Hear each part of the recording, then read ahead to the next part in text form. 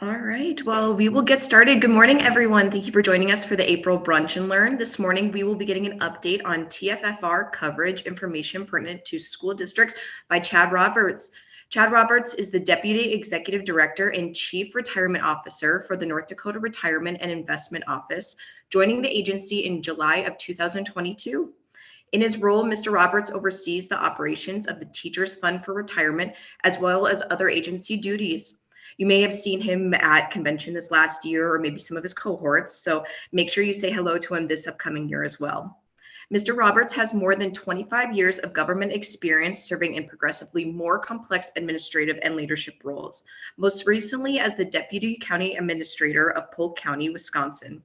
In his role, he served as Chief Financial Officer, Human Resource Director, and oversaw information technology and other central government services. His duties included budget creation and maintenance, managing all aspects of human resources, including benefit administration, and helping to implement the long-term strategic direction of the organization developed by the county board.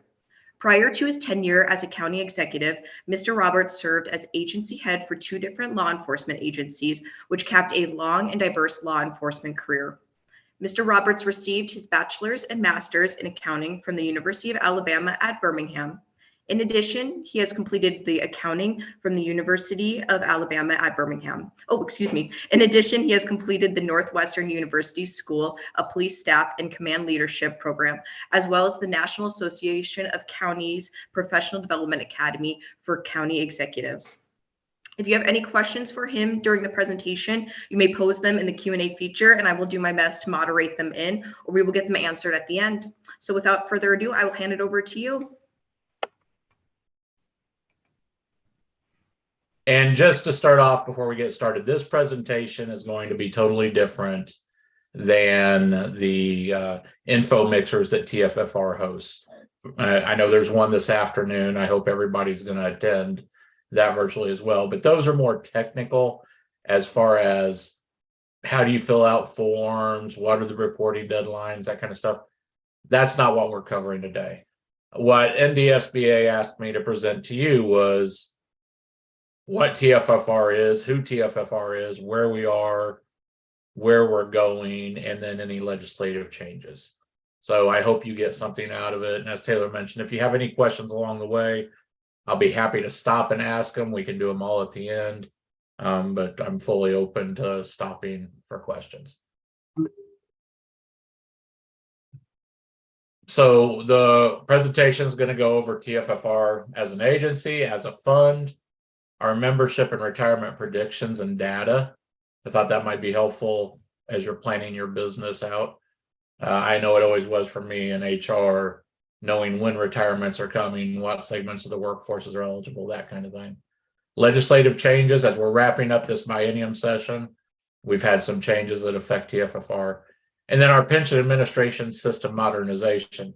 As you might have seen in the briefly newsletters and all, we're spending a lot of money and a lot of time to put in a new pension administration system that is light years ahead of where the current one is, which is over 20 years old at this point. So to start with, TFFR is part of a bigger agency, the Retirement Investment Office, which is a statewide agency. The agency as a whole and TFFR are funded by special funds. What that means is no general tax dollars or any tax dollars go into the fund other than the contributions of members and employers and then the earnings off the investments. So those earnings generate the revenue, which allows us to operate the agency.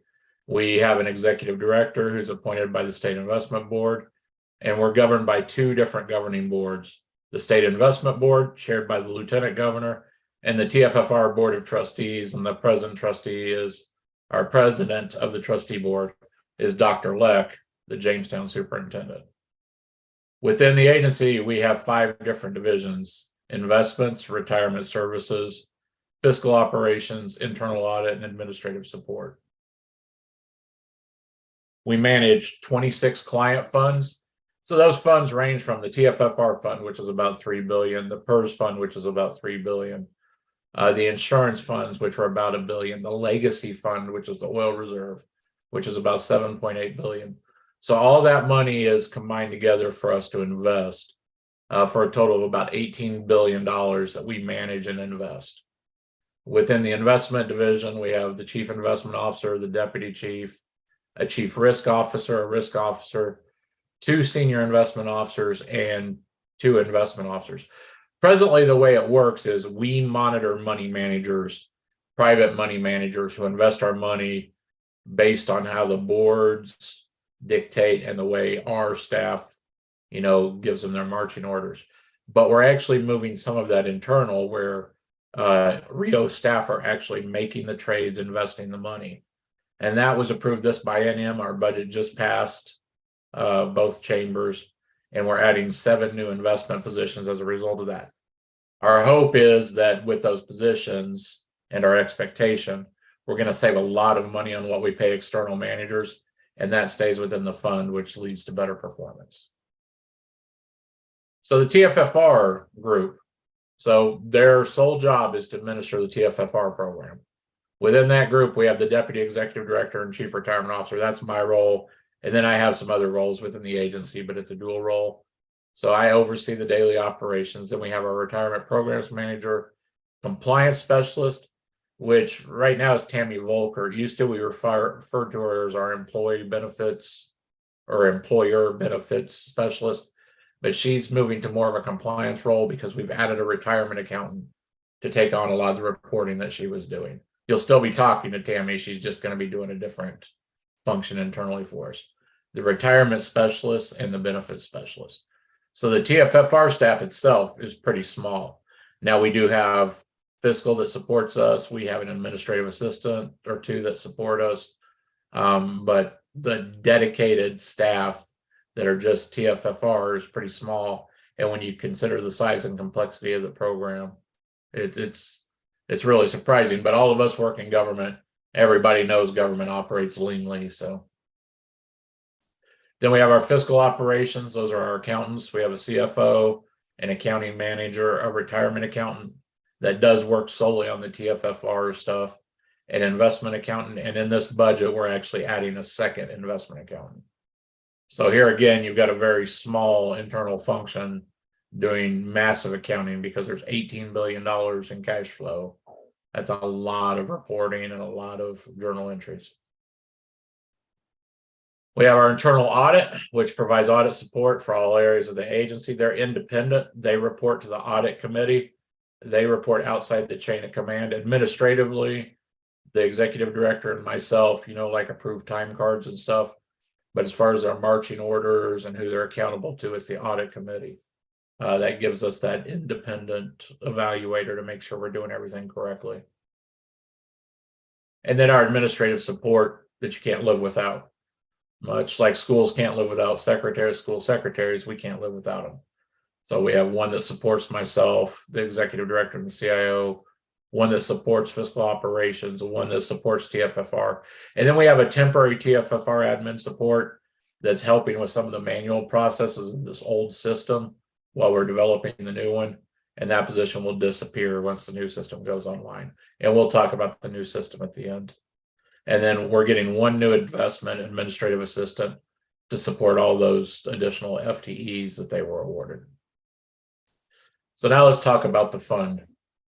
So TFFR, the fund, the money we have in it is about $3 billion in market value right now. We have about 24,600 total members. You can see the breakdown there. We have more active than retirees, which is great news. And then we have a lot of inactive. Some of them vested, some of them not vested, who've just left their money there, but their money continues to grow at 6%. So some of them leave it there. We're 69% fully funded, and we're on track to be fully funded by 2044, according to our present actuaries. And I do want to say here, TFFR's funding status is significantly different than everything that's been in the news about NDPER's funding status. We're much better funded. So these, we have all new members coming in are tier 2 and are fully vested after 5 years. We provide a lifetime retirement benefit at full retirement for those rule of 85 or more seasoned employees. For the new members, that's the rule of 90. and that's years of service plus age. Members can retire with reduced benefits. There is a penalty for each year of retirement, and so you get a pretty significant reduction for early retirement. Provides temporary and permanent disability benefits for vested members. So if they're tier 1 and they have more than 3 years, they have disability benefits. If they're tier 2 and more than 5, they have disability benefits. And then we recognize dual service credit for NDPERS members, so they can combine their service to reach their retirement.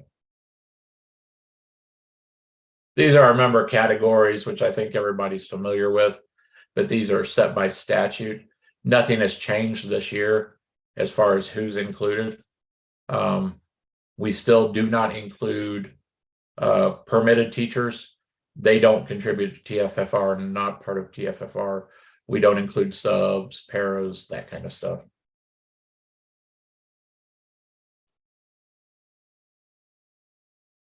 There's some breakdown of our present, and you'll see that our tier 1 are starting to phase out. It's been long enough. People are starting to retire or have retired, and overall tier 2 is becoming the predominant category. So anybody new you guys have coming in will be tier 2, and then the tier 1, probably another 8 to 10 years, and most of the tier 1 will probably also be retired out.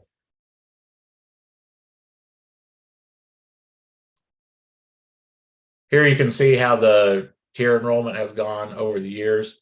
So when tier 2 was established, I believe 2013, the intent, was tier 1 would phase out.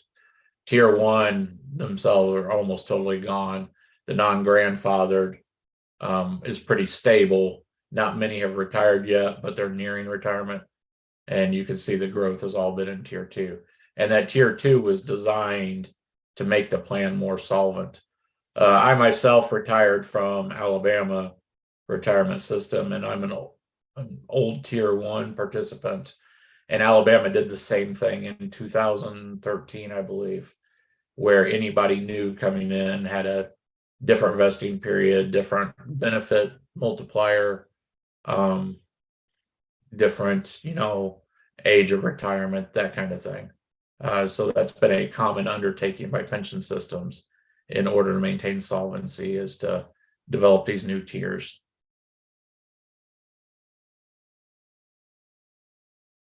Here's our membership made up by class. You can see far and away it's teachers and special teachers. Other administrators and superintendents only make up about 5%.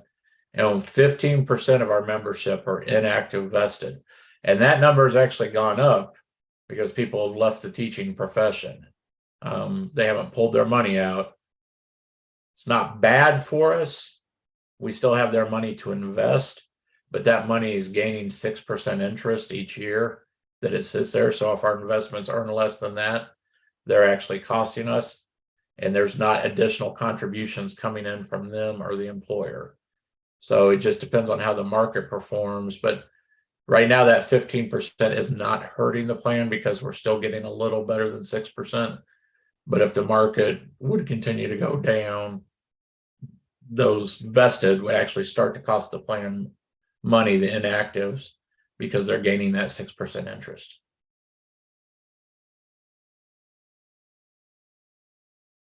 So here is a graph on what percentage as a whole of the pie has been previously eligible for retirement, newly eligible for this year, and not yet eligible. So this is really good when you're talking about managing a pension plan, this chart right here, because most of our members, by far and away, you see 93% are not eligible. So that means we have their contribution coming in, we have the employer contribution coming in, which grows the fund and moves us towards that solvency status. The newly eligible, that percentage is down. 204 members became eligible this year. And you're going to see on a subsequent chart that we expect retirements to decline over the next 5 years. I'm going to answer this question here. When you refer to the vested portion of the member or someone that has left the teaching profession, would that consist of the full 24% of dollars spent and contributed on their behalf? If they're vested and they wait until they draw retirement, then they get a retirement based on the employer contribution and their contribution plus the interest earned. If they were to pull their cash out before they reach the age where they could retire, they would only get their money that they contributed and the 6% interest. The employer contributions would remain in the fund.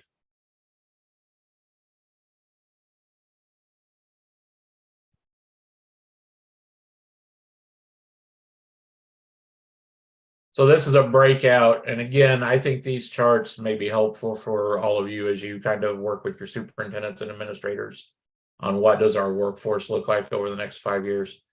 This is the breakout of currently retirement eligible by age. Under 55, 55 to 60, 61 to 65, and over 65.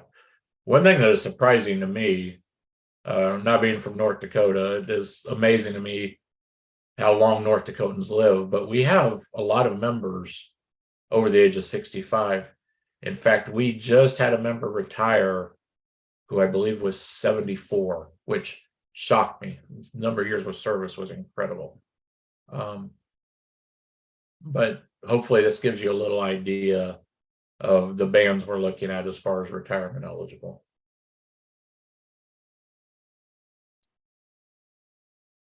So this is our history of retirements, retirement eligible and people who actually retired. And you see it held a pretty close trend through 2018, went down some in 2019 and 20, spiked in 2021. Anecdotally, we think that's because of COVID, but who really knows? And then it's come back down to like pre-2020 levels in 2022. You also see that the number of people who were eligible to retire increased more than the people who actually retired, as a comparison. So that just kind of indicates to us people are working longer. Anecdotally, if I had to say, I think that's because of economic conditions. People who were on course to be able to retire 3 years ago have been set back because of other investments. Not TFFR itself, because how the market performs doesn't hurt what they're going to draw. It just hurts our solvency. But if it's like my 401k, it's taken massive hits, and now people are having to delay retirement in many sectors. I'm sorry, let me go back one. All right. So these are our 20-year projections as far as what tiers will exist. So we predict by 2040 that tier 1 grandfathered is totally gone. And that's really a conservative projection. I think you're looking more like 2033, by 10 years from now, that the non-grandfathered or that the grandfathered are gone. And then we're predominantly tier 2 and tier 1 non-grandfathered, but they're going to be on the downstroke of their career. So over the next 5 to 10 years, you should see all of the tier 1 non-grandfathered retire. And what that does for the fund, because it takes 5 years to vest, because of the rule of 90, stuff like that, the fund improves over time with that change in the tier status.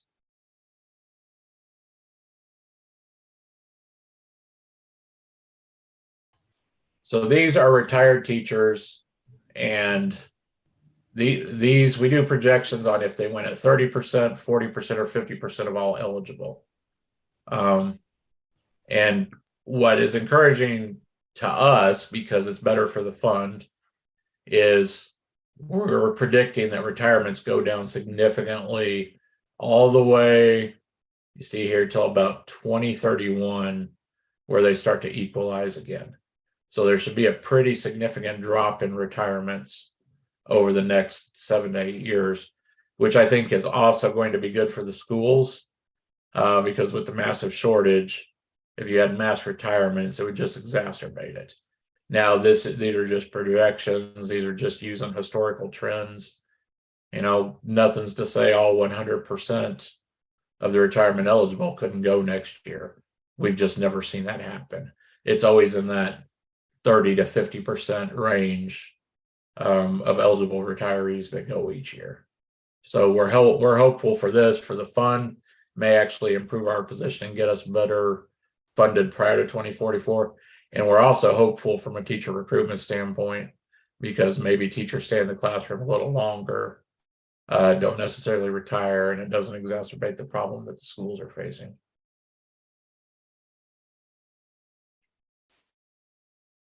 These are other administrators. The retirement trend pretty much tracks the same. Again, in every industry, you get into this high career point, mid career point, low career point. And to me, in analyzing North Dakota, it looks like the teaching profession is exiting the high career point as far as the bulk of the employees and going to the mid career point and then coming back up. So that gives you some breathing room on retirements, and you'll see this stretch across all categories. Teachers, this is other administrators, and then here's superintendents as well. We're seeing pretty consistent behavior across all of those groups. All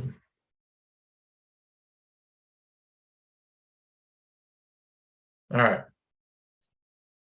I want to talk about the 2023 legislation that affects TFFR. There were 3 bills relevant to the program. The first is the Rio budget bill, because TFFR is part of that. The second was House Bill 1150, which had to do with military veteran exemption from the fund. And then House Bill 1219 was program changes. And under 1219, I'm just going to touch on the program changes that the business managers may be interested in that affect the members directly, affect possible business operations. There were some other intricacies to there. So if you want to read the full text of 1219, it's now been signed and it's on the North Dakota Legislature website. But the other bills are specific, so I'll cover them in detail. So the budget bill, it directly affected TFFR in that it continued the funding for the pension administration project. So this project started in 2021 and it's not scheduled to be finished until 2024. And believe me, you will be hearing a lot more about it. We're gonna touch on it in this presentation, but you'll be hearing a lot more from us about it starting this fall. We're gonna start communications extensively with the business managers and schools 1 year out, and then the members 6 months out. But this provided continued funding so that it could carry the funds forward that we haven't exhausted. And it also gave us an extra $1 million for maintenance costs that are associated with the project, that are ongoing costs. The agency also added a total of 9 new positions to the agency. As I mentioned, 1 investment accountant, 1 fiscal administrative support, and 7 internal investment positions. But where this is a positive for TFFR and for the business managers to be aware of is as our fiscal support gets more room to breathe, then they can push out things like the ACFR faster. They can get the audit ready faster. They can assist with, following up on GASB 68. Our reporting should get considerably better, both with additional help and with the new system coming online. So even though these new positions aren't TFFR specific, they will definitely have a workflow impact on the agency and on TFFR. This is an interesting one that everybody should be aware of. So House Bill 1150 is the first exemption that they've created for certified teachers from the TFFR program. And what it says is if a person retires from active duty military with 20 more years of service, drawing military benefits, retiring good standing, then they can elect not to participate in TFFR during their first year of certified teaching service in North Dakota. During that year, they have to say, yep, I want to be part of TFFR, or nope, I don't want to be part of TFFR. If they choose to not become part of TFFR, they can never become part of it. And if they choose to become part of it, they can never choose to opt out of it after that initial choice. If they opt out, they do not contribute to the fund, nor does the employer contribute to the fund. So as far as effect on the fund, it's cost neutral because we're not paying interest on any monies. We're not having to pay any benefits to them, anything like that. So there's not much impact on the fund. For the employers, it may be a dual benefit. First of all, you may get people looking for a second career. In military service, most military members anymore, especially career military, enlisted and officer, are college degreed and have a lot of life experience, and a lot of them enter the teaching field. So it may be good for the schools as a recruitment tool. Plus, if the schools are not contributing their portion, it allows more room to negotiate on pay, or it saves a little bit on your payroll by not having to contribute to TFFR. This is the only exemption out there. There's no other exemptions to the plan right now, but it was a pretty significant public policy change because prior to this, no one was allowed to opt out of participating in the fund that was a certified teacher or fell under the statutes that wrap people into the fund. This becomes effective August 1st, 2023. A question I do not know yet, which I have to ask the Attorney General, is if a military retiree is still within their first calendar year of teaching, can they opt out after August 1st? And I do not know that question yet, or the answer to that, but we will find out. House Bill 1219 was our bill, what we call the agency bill, that made some changes to the program. And a lot of the bill was just wording changes or cleaning some stuff up. But there's two significant program changes that I feel you all should be aware of.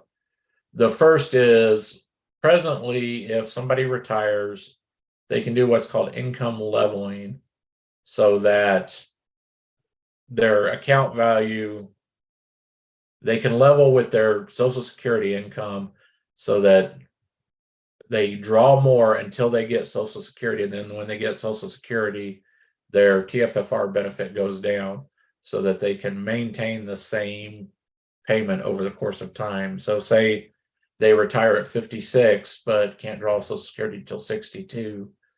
Their benefit, they can choose to have an increased benefit between 56 and 62 that would equal their average annual lifetime benefit plus Social Security. This option is going away after August 1st, 2023. So anybody that finalizes their retirement after that date will no longer have the Social Security income leveling option. They will draw what their benefit is at the same rate for the entirety of their retirement. A big one is this, a change to return to teach. So now if a teacher, a retired teacher, returns to teach, presently, if they come back, their TFFR benefit is suspended. They don't draw their retirement benefit. They just draw their salary while teaching. And when they re-retire, if that's a real word, they resume the benefit they had before. There's no change to their retirement benefit. With the return to teach option change, there's now an adjustment. Say they've been retired for 3 years and they come back, their TFFR payment is paused, but once they resume retirement, say they come back to teach for 3 years, we will add that service credit and recalculate their highest salary based on that return to teach time, and then their benefit will increase after they retire. It cannot decrease. So they could technically come back, make less money than what their salary was before. They would get the service credit added. We wouldn't penalize them for the reduced salary, and they would still get a recalculation and a better retirement. So the board believes this is an incentive to help with the return to teach program, because they have an opportunity to come back and increase their retirement benefit. And we also think it's a benefit to the teacher because there haven't been COLAs in the program for a long time while we're trying to get it back to fully funded status. So this is a way that if somebody was making $3,600 a month and they really needed for the next 30 years, really needed more than that, they could come back to teach for a few years and increase their retirement benefit for the rest of their life. So that's been a significant change. Nothing else has changed, not the hours worked, not the critical shortage area requirement, not the waiting time. It's just this recalculation. So those are the three bills that had an effect on TFFR, and they've all passed, all been without much issue. I do want to say this because this question comes up a lot. House Bill 1040, which is the bill to close the defined benefit for NDPERS, has no effect on TFFR. It's not closing the defined benefit for the TFFR program. Ours is a separate and standalone. So if the Senate does pass 1040, and I believe it's up for final vote today, and they close the NDPERS defined benefit for defined contribution plan, it does not affect the TFFR program, other than there will no longer be dual service credit going forward because anybody new coming into NDPERS will be defined contribution instead of defined benefit, and you can't get dual service credit for defined contribution. All right, so the last section I wanted to go over, and I want to tout this and we'll give out a lot more detail, but I hope there's some questions on this. We presently use an old, antiquated 20-year-old database system called CPAS to manage the pension fund. And I'm sure all of you hate the reporting and all of the issues with it and the constant calls about getting things corrected, and so do we. The members do not like it because unlike your US bank account or your Fidelity investment account, you don't have much visibility into your retirement. Our system's just really old. So in 2021, the legislature approved $9 million for a new system. Now it's a $10 million investment now with this next biennium's appropriation. And in early 2022, we started the design and build of the system.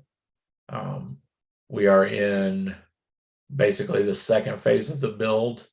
It's an incredibly laborious task. It adds about 20 to 25 hours of work a week to each of the TFFR staff members in addition to their normal duties.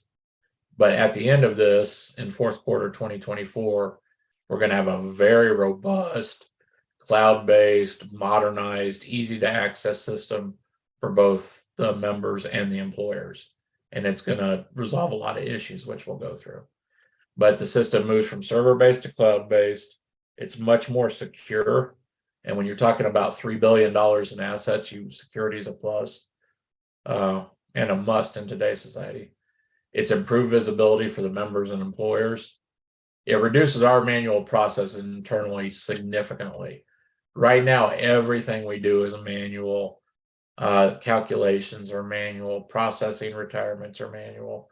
Processing disabilities are manual. The employer reports a very manual process.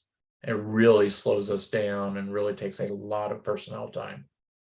This reduces these probably by 75 to 80%. Behind the scenes, it has constant updates and security patches, so improvements, modifications, and we're guaranteed a 99.9% uptime on our service level agreement with the vendor, which means it's up pretty much all the time. They have to guarantee that the system is not down. And it'll provide TFFR long-term savings through these operational efficiencies. It should prevent us from growing in staff size over the next few years because we're going to have more available time to work on the things we don't have time for. It'll also speed things up. Retirements right now, 120 days is what we tell teachers. We're really hoping to get them down to like 30 days, if not less, with this new system.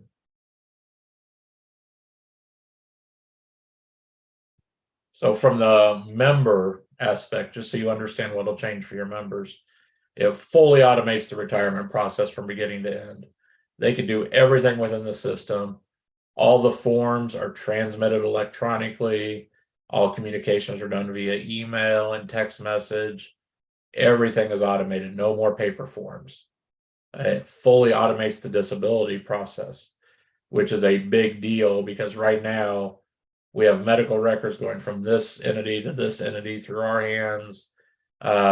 Disability is a very long and drawn out process. And when people are going through it, it's a very stressful time. So this automates and quickens it specifically. It eliminates paper forms. We'll be left with just a couple paper forms after this. So all those forms you all have come to know and love will be in electronic format, and the system will auto-populate a lot of the vital information in it. It allows for real-time access to their account balances, so they can see how much money is being contributed by them, by their employer, what their interest earned is, just like when you look at your bank account. Right now, they don't have that kind of visibility. Has a simulation tool, so the teachers at any time can say, well, if I go at 58, what do I get? If I go at 62, what do I get? If I go at 70, what do I get? If I have to get disability, what do I get? If I pass away, what does my spouse get?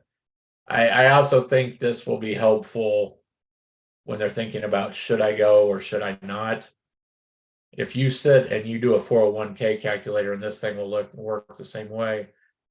And if you put in, I want to retire at 62, it's going to show you're going to get this much money. If you put in at 65, it's a significant difference in money on your 401k. It's the same with their TFFR accounts, but they don't often see that. Sometimes they just feel like, oh, I've got to retire, I've got to get out of here. What am I going to get? Just give it to me and let me go. And this will give them a tool to play with, to really plan out what's the best scenario for them. And then it also gives them the ability to change their beneficiaries, their bank accounts, their tax withholding, etc., all through the member portal, which is web-based, instead of having to fill out any forms, get anything notarized, that kind of stuff. Makes it much, much smoother for the member. From the employer side, it fully automates the employer requirement of the retirement process. So like salary verification forms and things like that will all be done electronically. So the employer will receive an email and a portal notification that there's a form waiting to be filled out. You just fill it in electronically and submit electronically, not scanning, not any of that, but actually just filling out the form through the portal.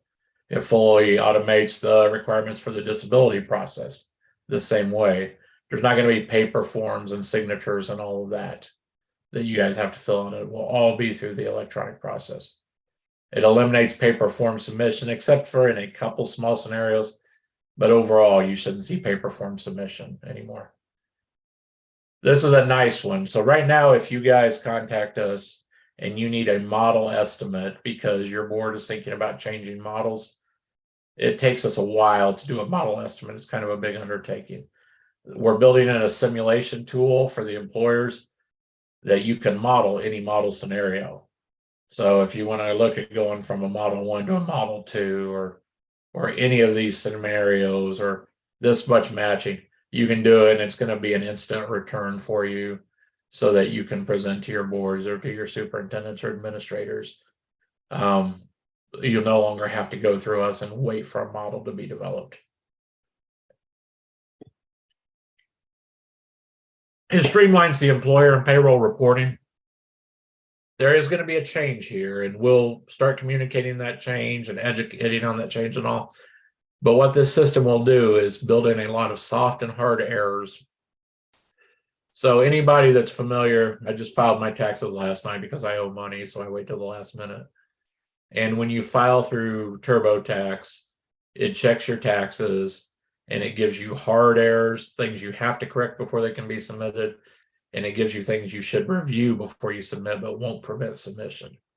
We're building in the same thing for the employer reporting, for both the new employee enrollment form and for the payroll reporting form.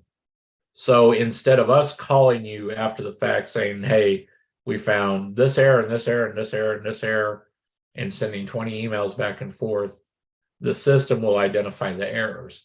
We'll still be here to work with you, You can pick up the phone and say, hey, I'm getting this error, I can't figure it out, but it'll prevent that after the fact. So the plus side is when you get your report submitted each month, you're done because you know your report is good.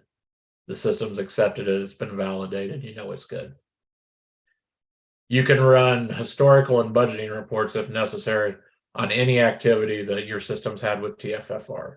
And we'll have a number of different report templates and ad hoc reporting that the employers can do in there. And then we're communicating with RDA and Software Unlimited to integrate the employer reporting file layouts into their system. And we'll also be communicating with the big 5 school systems that have their own computer systems to integrate that so that we have seamless integration between the new pension system and your inherent systems that you all have. So as I said, this fall, NDSBA is partnering with us, NDCEL is partnering with us, and we're going to start a lot of training and informational sessions and things like that with the school systems so that the employers can get ready for this, because we'll be 1 year out. And then about 6 months out, we're really going to start an educational and informational campaign to the members before we go live. And tentatively, we were going live somewhere around the 15th of September in 2024.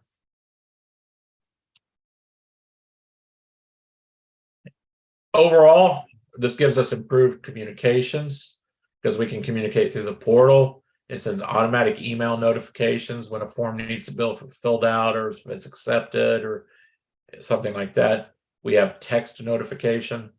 Possibly we'll build in a chat function into the system where you can chat with TFFR staff while you're doing your reporting if you have questions.